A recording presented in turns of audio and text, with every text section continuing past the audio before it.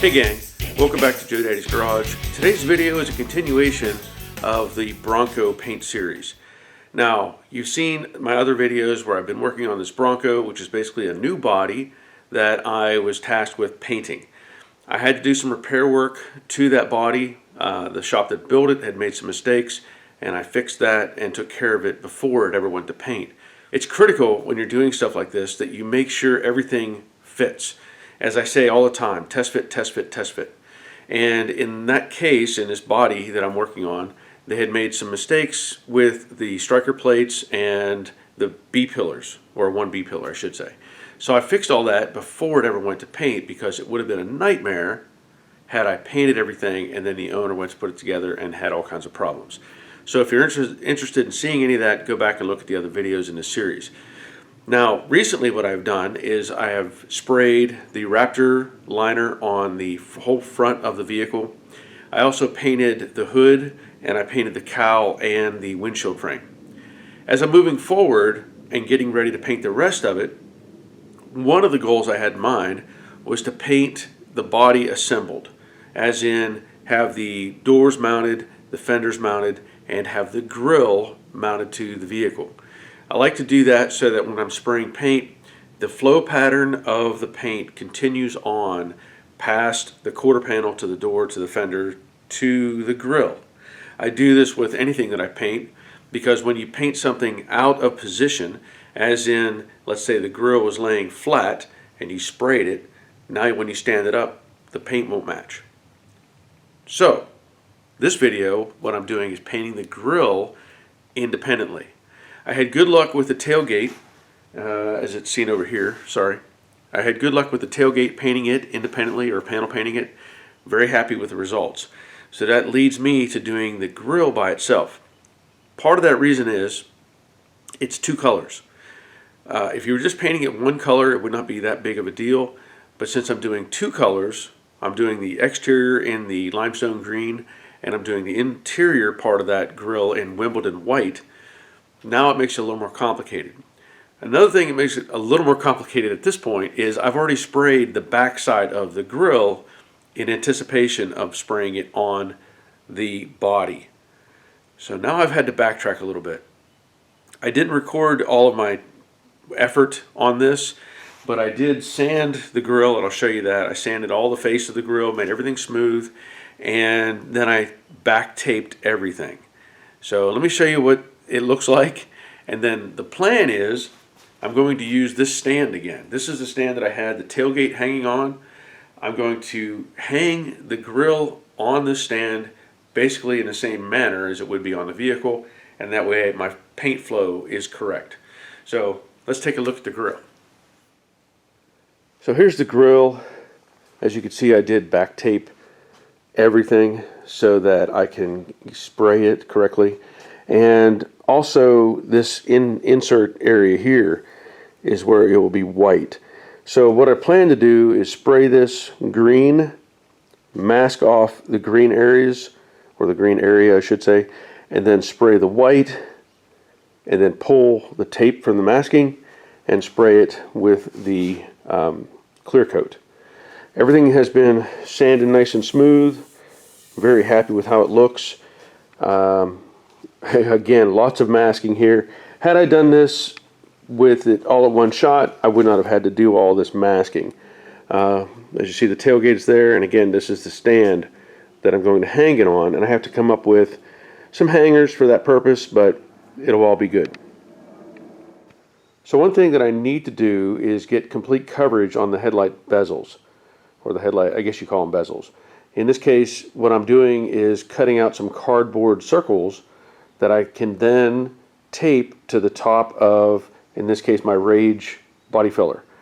The one can is pretty heavy, the other can is pretty much empty, but they'll serve the purpose of holding these bezels.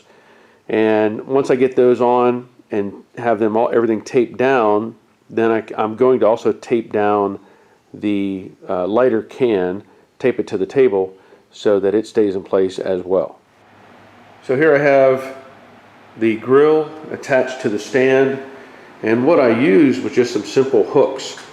You know, you can get these wall hanger type of hooks, drilled some holes, figured out where my center was, and that's all it's going to do to support the stand, or support the grill on the stand. And then down below I went simple. I just took some paint sticks and I taped them onto the stand, and that basically puts this dead up and down square. So that's going to work out really well, I believe. And you can see on this side as well, all taped up, and of course the cans that I am using to hold the headlight bezels.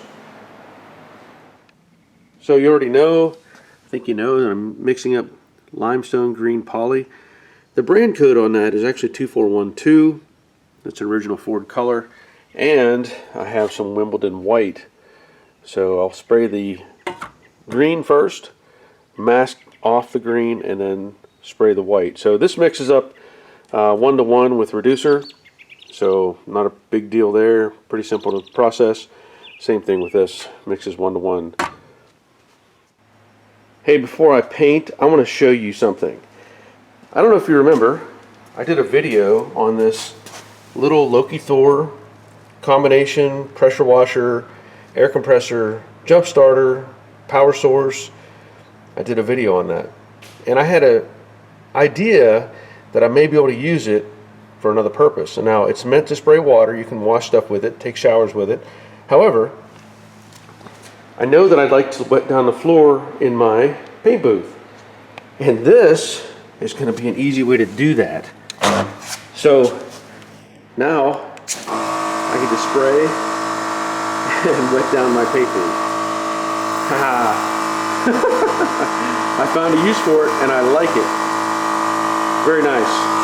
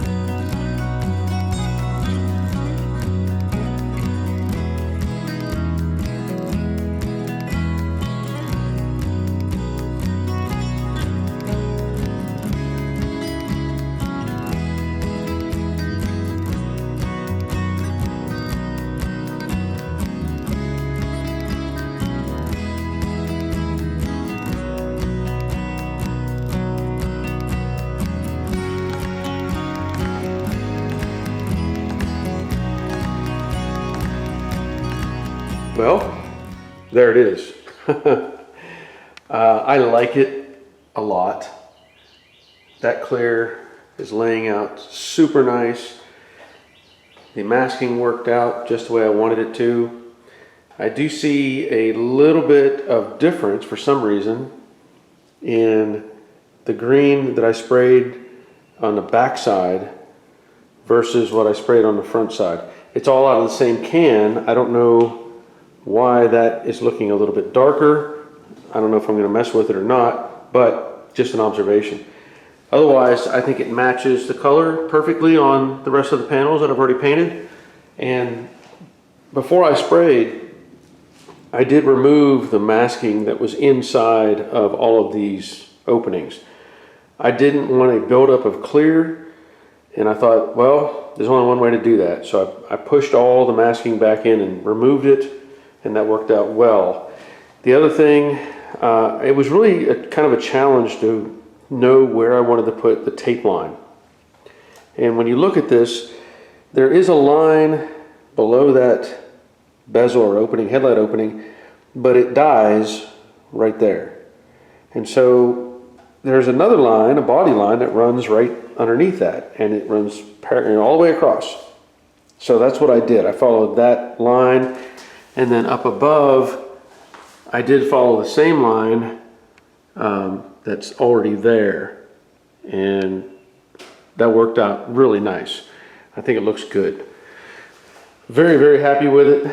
The headlight bezels, they look really good as well. So very happy with all of it at this point.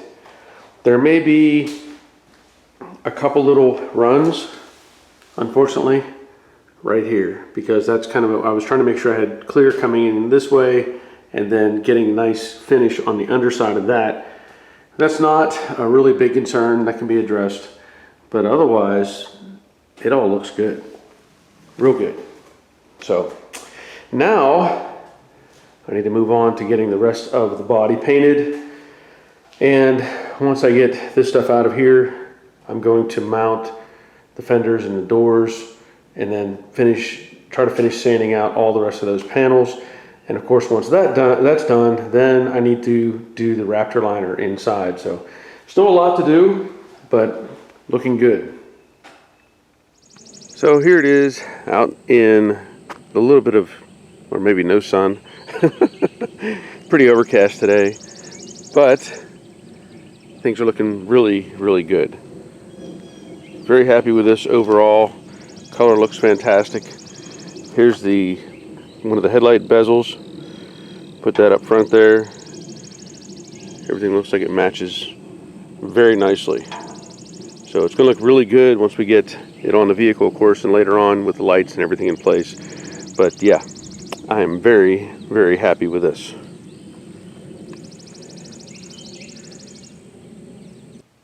As I said, I am very happy with how that looks. There are a couple small runs on that panel that I have to address, along with some small runs on the tailgate, and again, some issues with the hood. This is not uncommon. You run into problems like this and you have to figure out how to fix those and take care of those. Now, I still have the rest of the vehicle to prep as far as sanding, masking, and getting paint on it. What I did find was the previous problem that I've had was cooler temperatures. Well, now I have really good temperatures, it seems, but the humidity has gone up, and that affects how the clear coat itself dries. It took a while for the clear coat on the grill to dry, and I was a little concerned. I thought, did I do something wrong? Talked to my PPG rep, and he was explaining that, you know, the humidity can have an effect on it, and so that's what I'm considering. So while I do have good temperatures, now I have another issue to deal with. Hopefully this doesn't affect the rest of the vehicle, but I need to get all of it done as soon as possible. The window for completion is pretty short, and I'm trying to meet that deadline. At this point, I want to thank you for watching. Thank you for subscribing. There will be more videos coming, and I hope to have a overall paint video for this at the end. I don't know how much more I'm going to film between now and then, so we'll see what happens. If I come up with something, I will put it on the channel. But I want to thank you for watching. I want to thank my patrons who continue to support me in all these efforts that I'm doing here in the shop. If you would, leave a thumbs up and a comment. Let me know what you think about this video. And until next time, take care of yourselves. See ya.